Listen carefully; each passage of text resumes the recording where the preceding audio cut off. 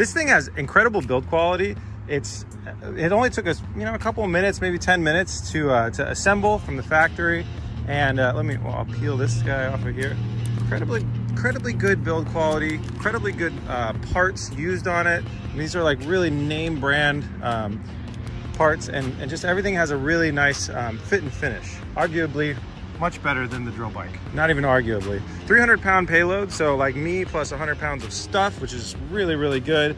Super far range, over 100-mile range on this thing. It's got the cool pegs on the back, multi-speed. I think I've got this gearing set for top speed right now. Battery actually has keys, so you lock it in, you unlock it.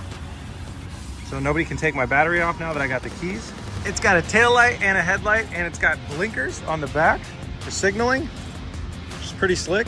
Disc brakes all around.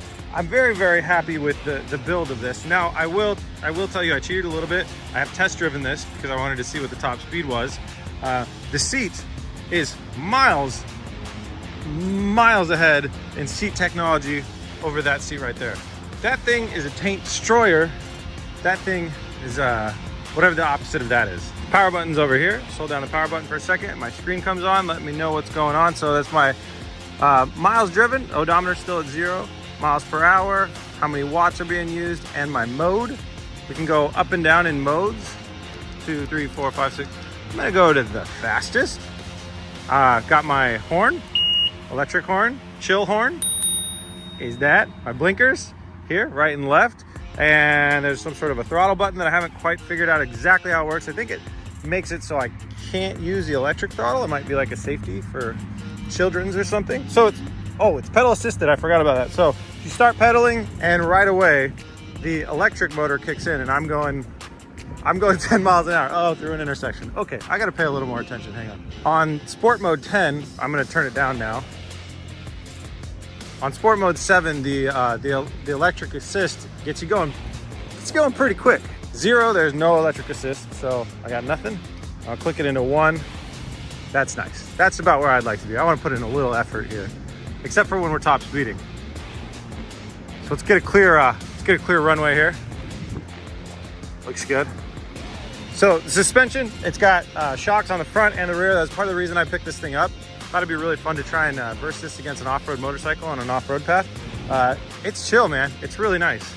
I could definitely see riding this for pretty long distances. And again, the seat, it's a good seat.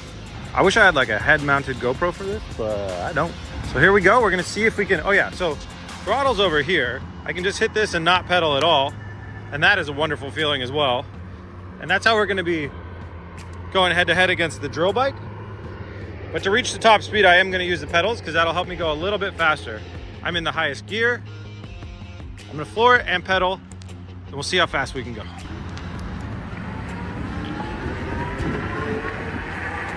16, 18, 19, 20. That's about all I got. I think I saw 20.9 on there.